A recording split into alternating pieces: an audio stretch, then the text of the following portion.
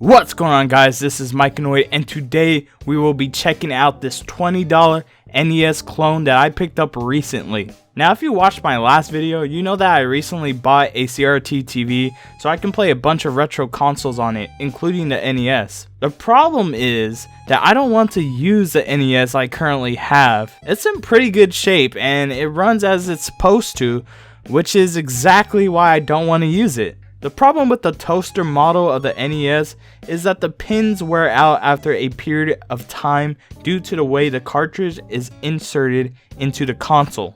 Fixing these pins are relatively easy to fix, however, it's something I don't want to do often. Buying the top loader NES could fix it, but those versions don't have AV output unless you buy one that is modded. Which is why I picked up the Retro-Bit RES. This NES clone console only costs 20 bucks at half-price books. I was pretty surprised that this was still in stock due to the fact that consoles have been selling out at used game stores. I mean, a $20 console that plays original NES games, comes with 2 controllers, and has a top loading cartridge slot?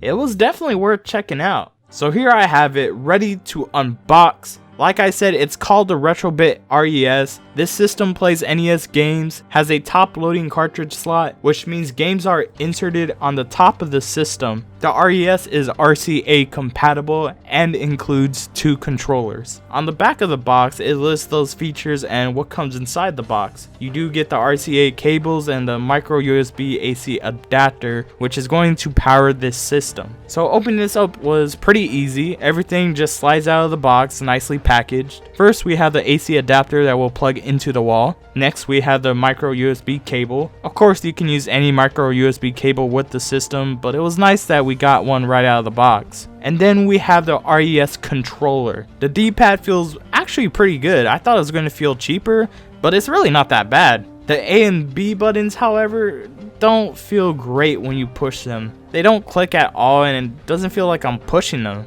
The start and select buttons are squishy, but those buttons don't really affect gameplay, so I'll give that a pass. But the true beauty of this controller is that you can use it on an original NES. Don't get me wrong, I'd rather use an NES controller, but what it means is that you can use the classic NES controller on this system. So if you don't like these controllers, you can still use the classic controllers. And here we got the second controller, which is exactly the same as the first. And then underneath the console, we have the RCA cables that I will be plugging into my CRT TV. Lastly, we have the RES console itself, and I gotta say, it doesn't look bad at all. You have the cartridge slot, power indicator, reset button, and on and off switch on the top, the control ports on the front, an AV output and micro USB port on the back. The console is very light, in fact quite hollow, and it is very small. It is about the same length as a NES cartridge. Speaking of NES cartridges, I went ahead and inserted Super Mario Bros. 3 into the console, which went pretty well, but getting it out is a whole other story. You have to pull really hard to get the cartridge out, which is the console's biggest flaw. I don't know if it's because it's brand new and just needs to be used more,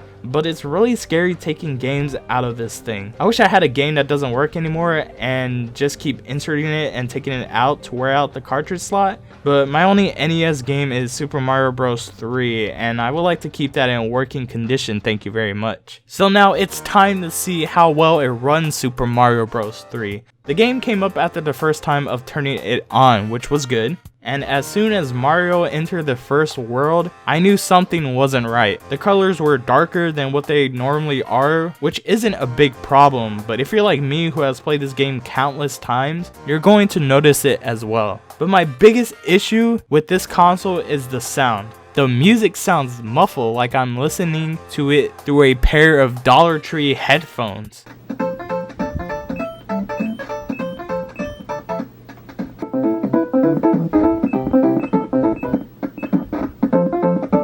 I mean, the game plays fine. Mario moves like he should, even with the RES controller. You can definitely tell that this is a cheaply made system, which doesn't surprise me. I mean, it was 20 bucks. So am I satisfied with buying the Retro-Bit RES?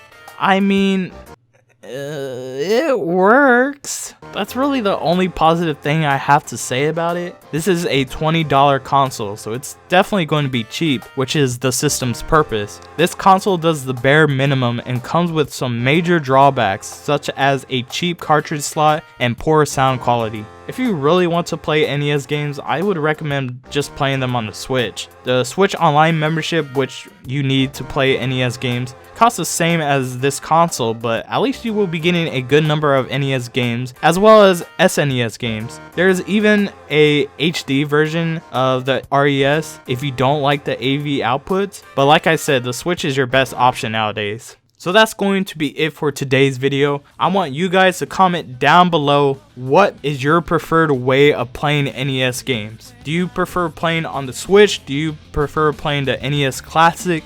Do you prefer playing on the original NES console itself? Please let me know. Thank you guys for watching, and of course, I will see you guys in the next one. Take care. God damn. Still need to take the game out the system.